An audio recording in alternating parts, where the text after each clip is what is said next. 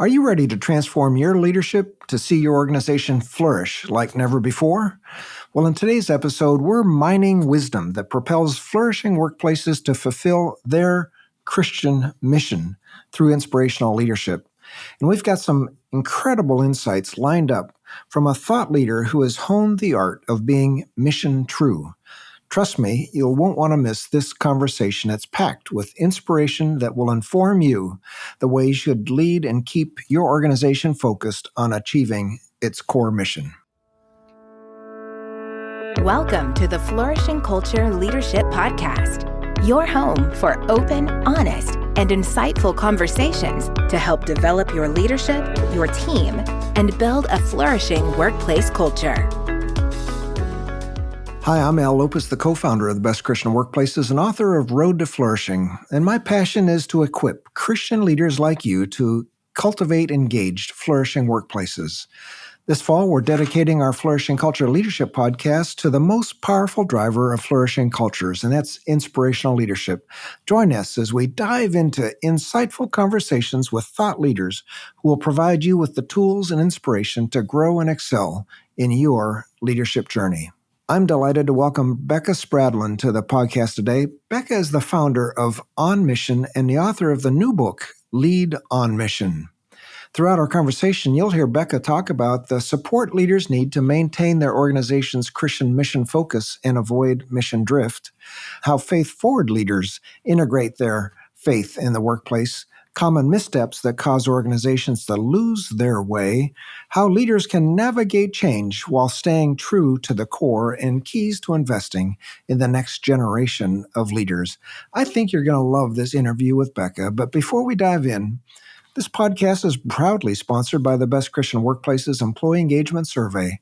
Don't wait. This fall is the perfect time to gather vital insights from your employees to assure the health of your workplace culture. As Becca highlights in today's episode, being curious is an important leadership competence, and the health of your organization's workplace culture is the core to being mission true. So be bold about discovering the health of your culture. Visit workplaces.org to learn more and start your journey to becoming a flourishing workplace today. I'd also like to say hello to our new listeners and thanks for joining us as we honor your investment of time by creating valuable episodes like this. But let me tell you just a little bit more about Becca. Becca's the author of a new book, Lead on Mission, Advance Faith at Work, Avoid Mission Drift, Build a Legacy of Eternal Impact. She's the founder of On Mission, which equips executives, board members, and teams to advance their Christ-centered ambitions, creating a legacy of eternal impact. She specializes in executive facilitation of workshops, organization assessment, and strategy design. Becca brings over 15 years of experience facilitating workshops and evaluations for businesses and nonprofits on 5 continents. She has led strategy and change efforts within global organizations, learning from successes and missteps that inform her approach to strategy and change management today. Becca's certified in change management, adult learning, human-centered design, and she holds a master's degree in applied economics from Johns Hopkins University and an undergraduate degree in business and communications from Grove City College. She also co-authored Mission True Workbook with the authors of Mission Drift, including Peter Greer, and she served as a research fellow at Seattle Pacific University's Center for Faithful Business, researching faith cultivation and drift in Christian-led businesses. She regularly writes and speaks on how companies can define and align their firms around faith and avoid drift. She resides in Lancaster, Pennsylvania, with her husband and 3 daughters. And so here's my conversation with Becca Spradli. Becca, it's great to have you on the podcast. I'm looking forward to our conversation today. It's great to be here with you. It's my pleasure. So let's start with the origin of your organization, On Mission, and share with us the focus of your work. What did you observe in your interactions with Christian organizations that highlighted the need for leaders to have support in mission focus and clarity? Yeah, well, like many founding stories, it was a God story. My background was in ratings of all things in international economic development. And through the course of that microfinance specifically, I came to know the organization of Hope International. I know you're familiar with them. And long story short, God led my husband and I to move from the DC area where I was doing international economic development work, to move to Lancaster, Pennsylvania to join the Hope team. And right around the time, which is hard to believe, it was about 10 years ago, Peter Greer, the CEO of Hope International, wrote a book called Mission Drift, which I know many of you have read. And because of the background I had in ratings, they said, could you make an assessment for us? We could use it internally to discern, in Peter's words, not if, but where we're drifting. And so I started prototyping this and testing it in 2014, shortly after the book came out. And someone on the board said, hey, can you come do it for us? And Peter's book got a lot of great traction. It's a great book. And people would come and ask for help, either with an assessment or a workshop or things like this. And so really, the book started the journey in terms of realizing the demand people had to both stay on mission as leaders, but really not sure exactly how to do that. So how might we come alongside these leaders and really help them advance that higher purpose, that kingdom purpose that they have for their organization, for their business? Great. And Becca, so you've got a new book coming out called Lead on Mission. And you open the book with the concept of faith forward leadership. And I think our listeners are all saying, well, yeah, that's me. I'm a faith forward leader. And this fall on the podcast, we'll be focusing on inspirational leadership. And that's where you fit in. And that's one of our flourish factors, as you well know. And it seems like these concepts intersect well with this inspirational leadership factor. So describe the qualities of what you describe as a faith-forward leader, and why did you build your book around this type of leader? Can you give us an example of what it means to be a faith-forward leader? Sure. So I would say the research I did for the book, a lot of case studies we collected from Christian-led, Christian-owned businesses. A lot of that research really led me to this concept. So I didn't necessarily go in, maybe a vague notion of what the concept was, but the stories really highlighted these distinctives. So the first distinctive, obviously, is a Christian business owner or leader who desires to integrate their faith in the workplace and have the culture, the values, have that all reflective of their faith and their beliefs. And this eternal notion that human lives are for eternity. So how do we invest in the people the Lord's given us, the business the Lord's given us to steward? So that is a concept probably people are more familiar with, integrating your faith at work. But there's a second component to it, to the companies that had this opportunity to continue that eternal impact across generations. So it's both the cultivation today and the integration of faith today, and this perpetuation of faith over time, looking to the forward stewardship of the business that they've been given to steward for eternal impact for the kingdom of God. So that would be the kind of distinctive that came out of the case studies that were part of the research for this. Yeah, so you're looking for Christian leaders who integrate faith in their work. Well, gosh, I hope every Christian leader wants to do that. But also, you're really encouraging us to think forward and cultivate the Christian principles for generations, aren't you? Yeah.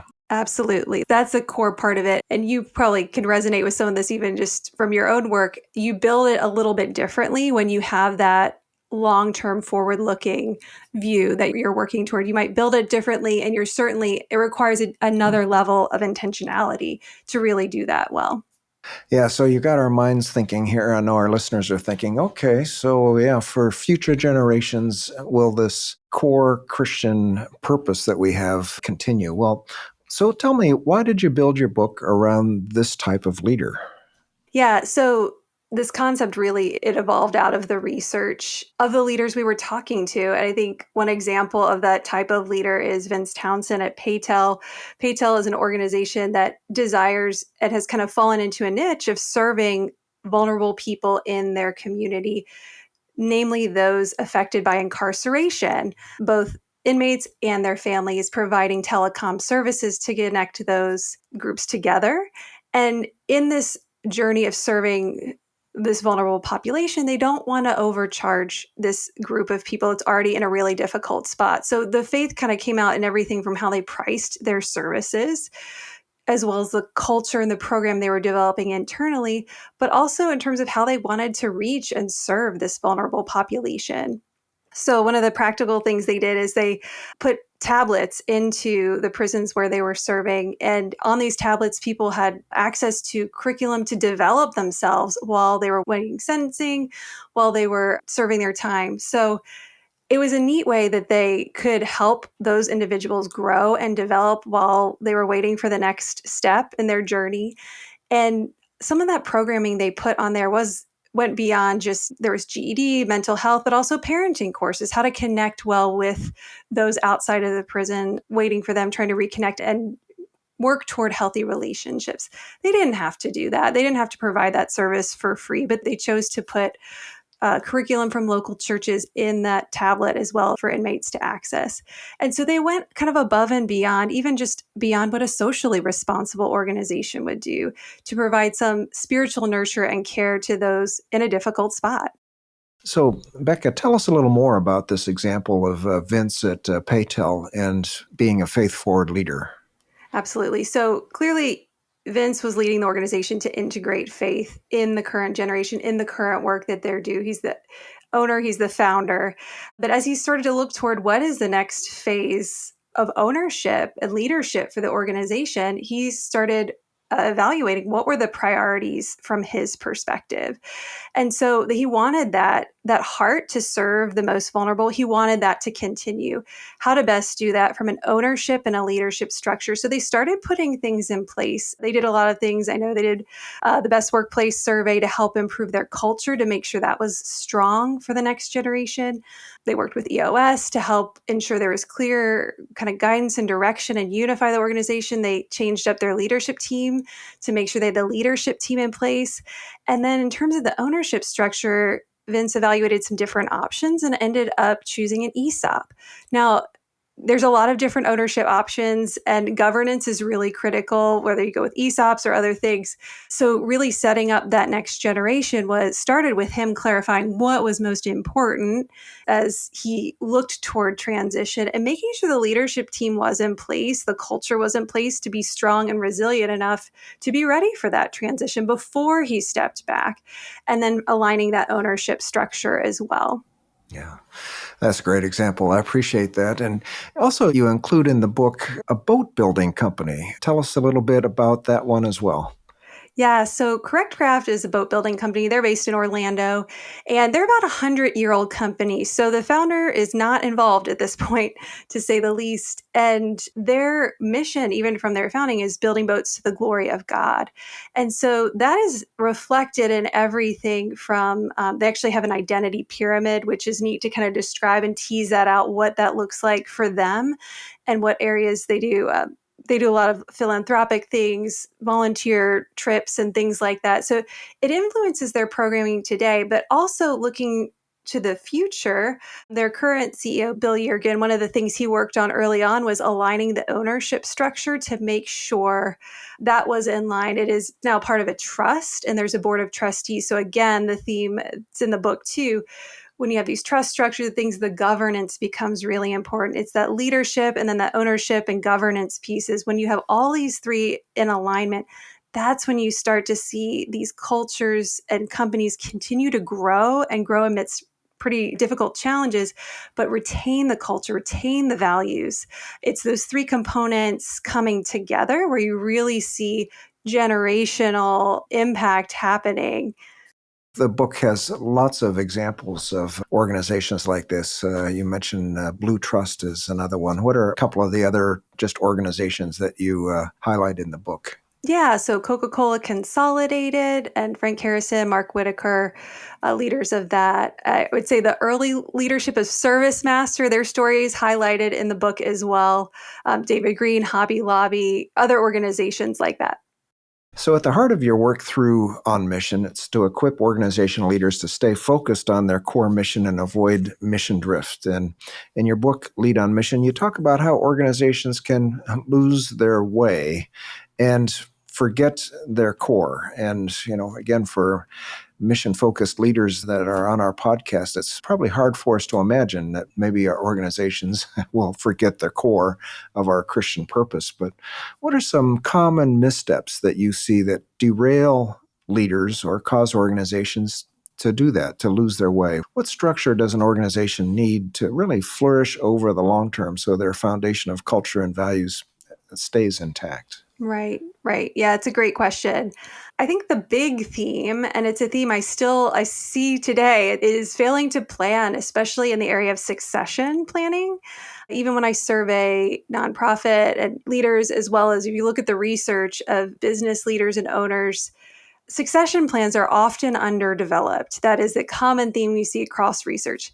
That is related to leadership development as well. So, how can organizations intentionally develop the next generation of leaders who understand and have lived through the culture?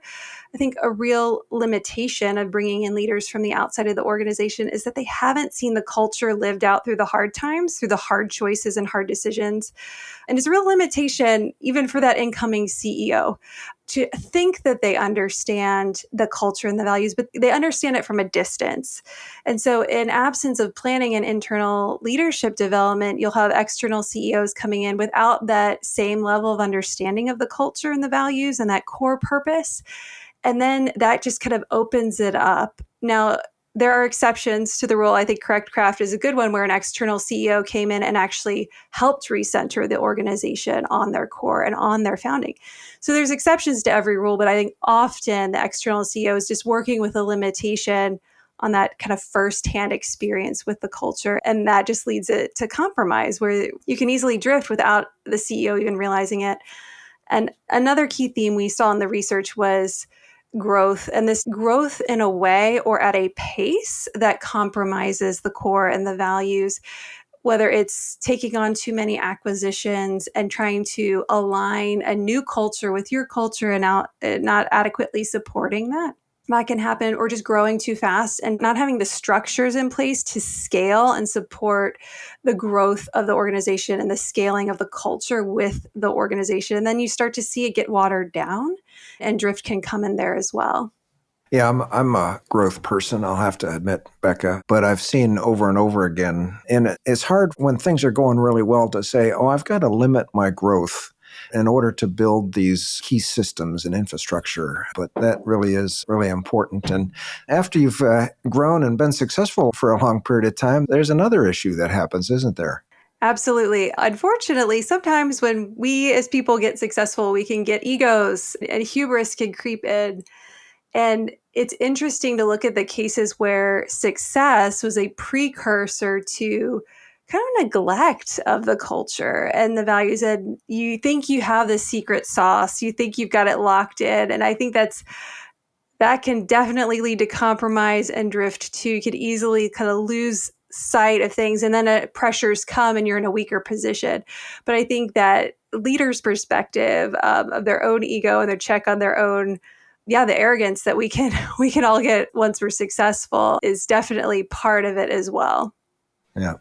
Yeah. So I like just your point here, four things: succession, leader development, prioritizing growth. Well, growth is great, but we have to be careful not to grow too fast. And then, leadership, ego, and hubris. Oh boy, those are all important things to keep in mind. And our listeners are kind of thinking, well, what applies to me here? So, Becca, you have a lot of experience in change management, and you also help organizations clarify their mission so that they don't experience mission drift. And of course, we always have to navigate change as organizational leaders. That perhaps is one of the core competencies of leadership. So, what are some practical ways to lead that a leader can walk their team through a change process and still have clarity about what doesn't change?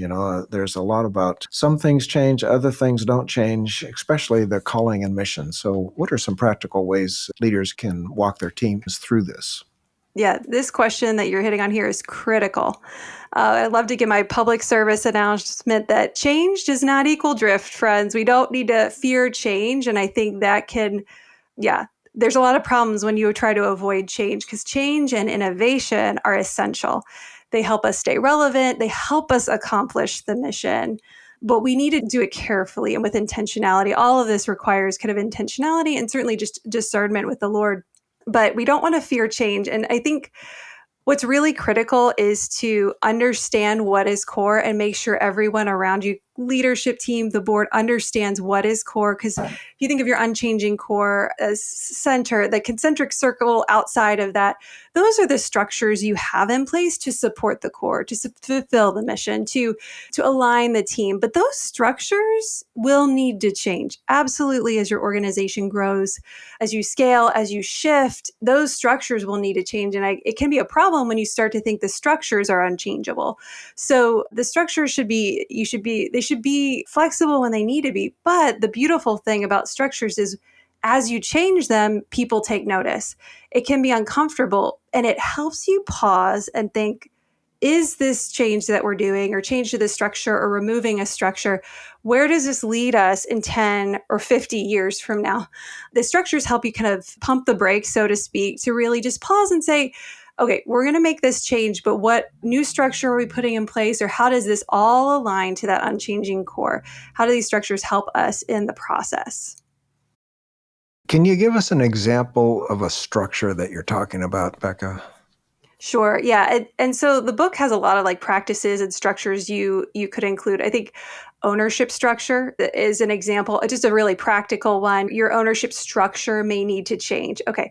Well, that kind of sounds mission neutral, but as we're talking, you could realize that could influence the mission a lot, even though itself is just picking a new ownership structure. So how do we do that in a way and then make the investment in now governance that we have, or these other layers that we now have with a new structure to avoid drift? So structure is one of them. I think other examples could be opt-in programming you offer for employees over lunch. Maybe you're offering a Bible study course or something, but you realize people aren't coming. That's not working for you. So even just revising how you want to do that, understanding what the intention is or what the intention was for that programming, but doing something different, doing things differently, and freedom to do that with a really clear eye toward that end goal that you have.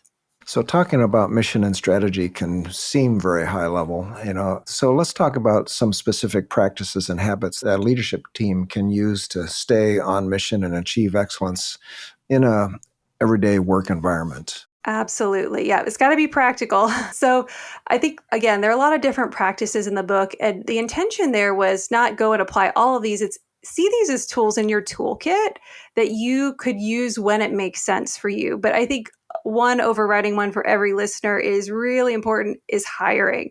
How are we hiring in alignment with that long-term mission and vision that we have? And this is a really nuanced one because I love talking with groups that maybe are intentionally less overt about their faith foundation and their faith focus because they don't want it to be a barrier for the people they want to come work for their organization, and they want to, share the love of Christ with in whatever way they choose to do that, however the Lord leads them to do that. But when there are kind of structures, or maybe you're hiring for a chaplaincy role or other specific roles where maybe there is like a faith component, and again, this is where lawyers kind of step in and can help you certainly. How are the job description? I mean, really practical. How are the job descriptions and recruiting?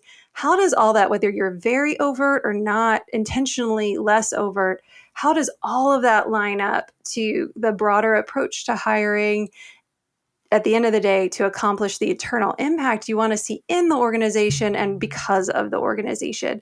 So all the way these things kind of trickle down to, like you're saying, the everyday, the job aids, the tools that you're using, hiring being a big one, the questions you're asking, and then the intentionality of how do you make your organization a faith-friendly workplace, whether it's having chaplains or offering certain type of programming. And I love practical things like that. And there's been great success with those things. But stepping back from that, you can look at all the tools in the book. If you're not living out your faith and loving people through your words and deeds, it doesn't really matter as much with the programmings and the alignment of your structures, because your testimony will undermine it. So I think it actually starts even before the maybe more practical things that I love to encourage people towards. Just leaders having good self-awareness and accountability to make sure they are living out the faith application they want to see in the workplace. Because for the book, I talked with the leader of a chaplaincy group, and they're like, we can't come in and clean up for the leader. We should be an extension of the leadership. And so you think about what programming structures make sense for you. Well, it should be an extension of that leadership and ownership around kind of that faith core, the eternal impact you want to see. So it looks different organization to organization, but you definitely don't, if there's inconsistency there, all the intentionality with the programming and job descriptions and all these different things that you could do is undermined. So I think it starts with how the leader leads the culture in those intangible ways that reinforce the more tangible, practical applications. You're bringing up a really good question or an issue, and that is hiring practices. And you work with both Christian-owned businesses in the marketplace as well as Christian-led ministries. And yeah, in a Christian-led ministry, you can put in a job description, the requirement for Christian faith. But okay, now as we're talking about marketplace organizations, the EEOC protects employees from discrimination based on religion. So, okay, so how do you structure job descriptions and such where you've got the EEOC involved? Right. Excellent question. And this is something I think in the journey of researching this book, I learned a little bit more about, and I will say up front, I am not a lawyer. There are great lawyers you could talk to about this, and ADF is a great organization with resources and references for this. But I was surprised when I got examples of, for example, bylaws or equivalents of like an employee handbook that included language about the Christian faith founding or motivation of a business. So that was integrated. And then in bylaws, it would go and specify there are certain types of organizations where we believe this alignment with the faith founding is a requirement to fulfill the stated mission. And so when I talk to organizations about clarifying their core, this is it. You got to have it clarified, because if there is inconsistency, absolutely, that will open you up to a lot of issues. Again, I'm not a lawyer, but I find myself saying a lot of what I hear lawyers saying, which is consistency is really king in this. So clarifying the core and making sure that's reflected in that kind of governing foundation of your organization, whatever that looks like, making sure that kind of higher purpose or that faith motivation is there. You could have it present there, but less present in the more external facing documents of the organization. But then from there, if you deem that there is some level of faith alignment, I would say, required as part of that, you could articulate that. And certainly you'd want legal counsel to kind of walk through with that. I think another learning of this is you want aligned legal counseling to help you through this, because it can take a lot of time and expense if you're working with people who don't really get it from the same kind of faith foundation that you have. And that's a good reference to the ADF for sure. So leaders in an organization are serving under owners, and here's another sticky area. They're serving under owners or a board. And you talk about the role of ownership and a governance and keeping focus. And you say, well, a leader's core responsibility is to reinforce and champion a company's culture and values. What happens when a leader experiences resistance to these values? Resistance at the employee level is something, certainly. But then when you deal with resistance at the board or ownership level, that's another area, and it could be a CLM, a career limiting move for a leader. So how does a leader navigate the misalignment in values with their board? What steps can a leader take to build a culture of shared values that includes all levels of the organization, including the board?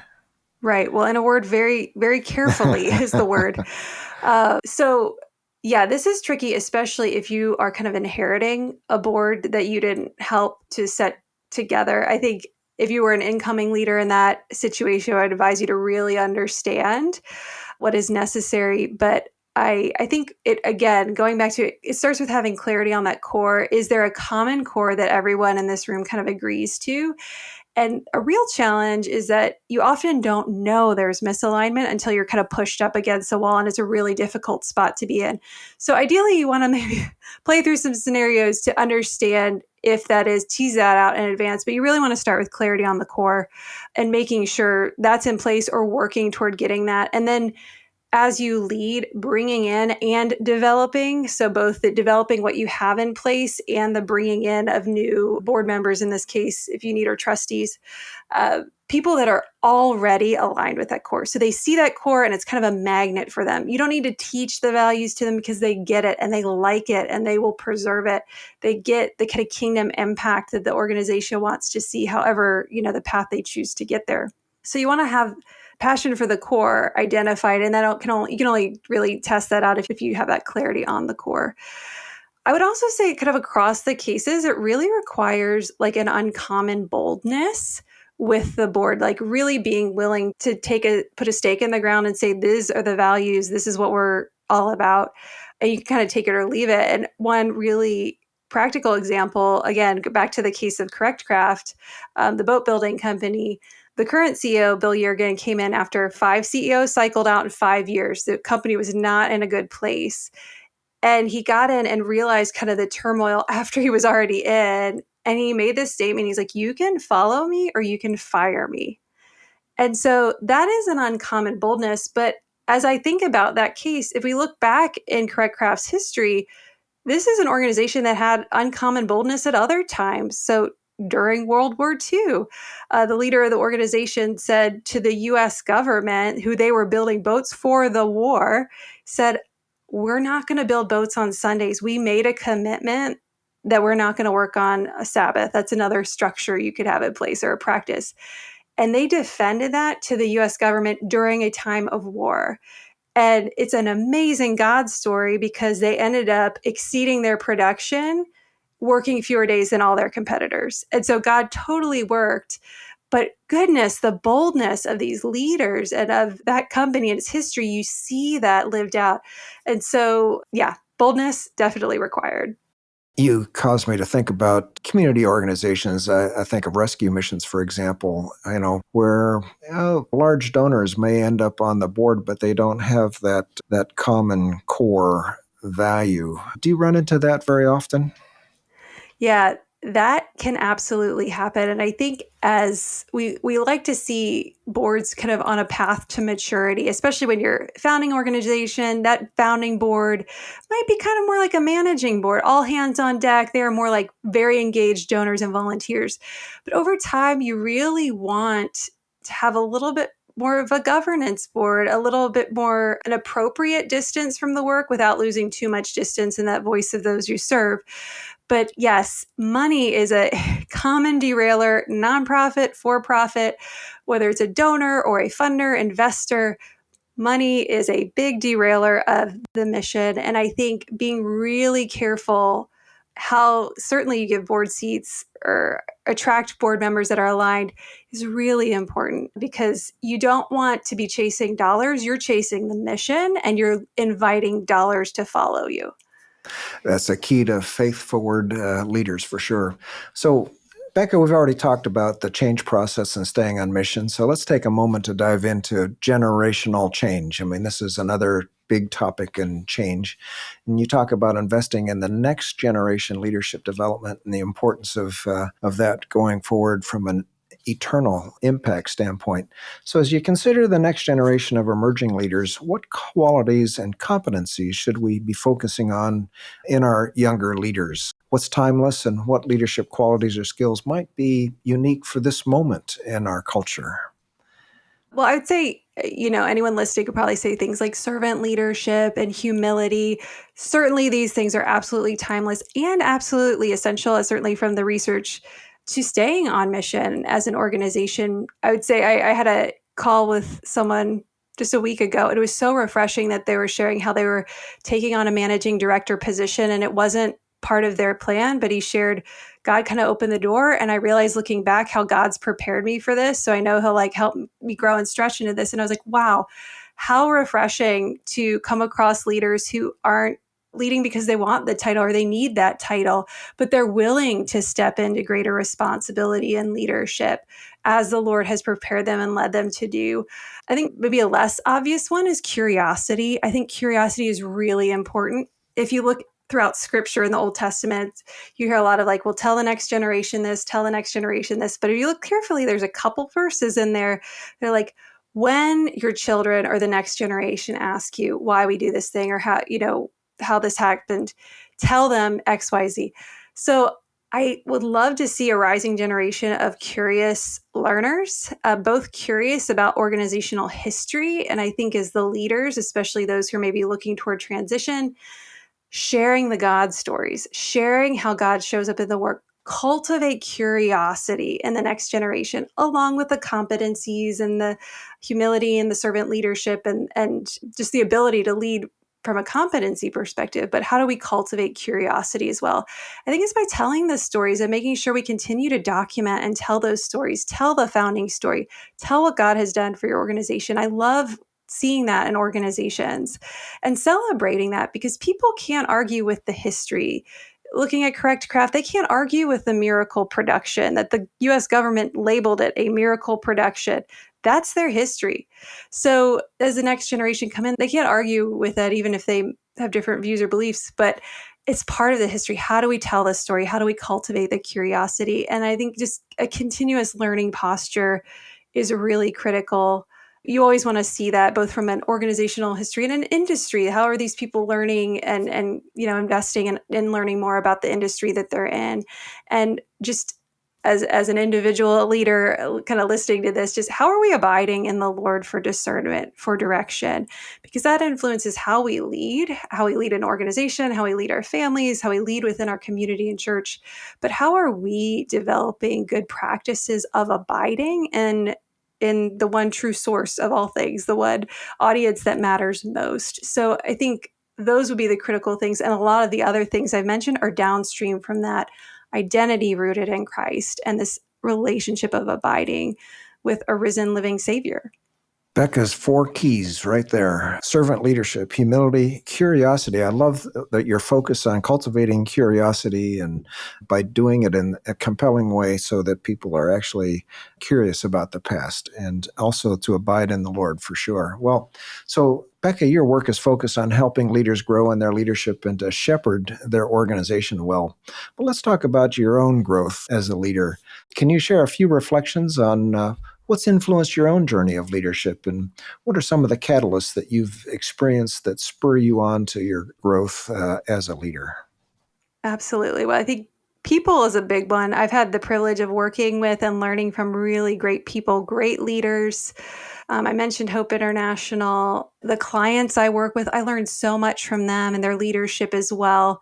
Chris Crane has been a mentor of mine. He's a founder of Edify. These organizations are just doing such great kingdom work, but with a real focus on stewarding the culture and building great organizations as well. I think what Mike Shar and C12 have done, and they've kind of shared with me in terms of how they integrate their mission as an organization, how they are protecting their own organization's mission as they lead other leaders to do the same. I think that's really, really important. So I've been blessed to learn from a lot of great people and continue to do so. So grateful for that. I mean, a practical one, like continuously listening to podcasts and audiobooks. So going for reading runs, as I call them, where I can read while I run and just continuously be learning from others. And then, accountability, I think, is a really practical one. Talked about in the book, talked about abiding, but who's holding me accountable for that? I think my husband helps with that, certainly, even my kids to a certain extent. But accountability outside of the work structure has been really helpful for me. People who are mature in their faith understand kind of the life stage we're in as a family and are just encouraging, but also just encouraging you to go deeper with Christ and pointing you toward that. So I think accountability is really critical to help make sure we do keep abiding, because on our own we get distracted. Well, Becca, this has really been a fascinating and a great conversation. I love even going back to what it means to be a faith-forward leader, and how it's a Christian leader who integrates faith in their work that also wants to continue and cultivate the faith in the organization for generations to come, and how we can make missteps as we move along from one generation to the next, how it's important to have succession plans. It's important to have and develop the leaders with the core competencies in the faith that we need, and how we should be careful about growth and growing too fast and and even becoming prideful and experiencing a little hubris if we've been really successful over time. And you've really helped us with practical suggestions around hiring and the importance of living out and being a testimony of faith, and how aligning the board in some of the qualities of what we want to develop in the next generation of leadership. So, gosh, this has just been a great conversation. Is there anything that you'd like to add that we've talked about? Well, yeah, thank you for the podcast and giving people like myself continuous opportunities to learn. I also just want to shout out to the Best Christian Workplace for the work you're doing in helping organizations. Reflection is a big part of growth for organizations, especially growth in terms of staying in alignment and keeping aligned cultures. And I love practical tools like the Best Christian Workplace assessments, surveys for the team members to really give board members, but leadership as well, insight on how healthy the culture is, how engaged is the team. And that really helps make sure you have a healthy team to keep advancing the mission. So thank you for that. Thank you for what you do. Well, Becca, this has been a great conversation. Thanks so much for your contributions. And most of all, I appreciate your commitment to equip leaders to fulfill their God-given mission and to make sure that mission continues on from one generation to the next. So thanks for taking your time out today and speaking into the lives of so many listeners. Thanks so much. It's my pleasure. Thanks so much for listening to my conversation with Becca Spradli, and I hope you enjoyed it as much as I did. You can find ways to connect with her and links to everything we talked about in the show notes and transcript at workplaces.org/podcast. And if you have any suggestions for me about our podcast or have any questions on flourishing workplace cultures, please email me at al@workplaces.org. Keep listening to our weekly podcast, and we'll continue to learn from leaders who are proven inspirational leaders exhibiting Christian character and excellence in their leadership. Next week, we welcome Brad Carr of Sonic Air, talking about creating a cohesive leadership team for growth. The Flourishing Culture Leadership Podcast is sponsored by Best Christian Workplaces. If you need support building a flourishing workplace culture, please visit workplaces.org for more information. We'll see you again next week for more valuable content to help you develop strong leaders and build a flourishing workplace culture.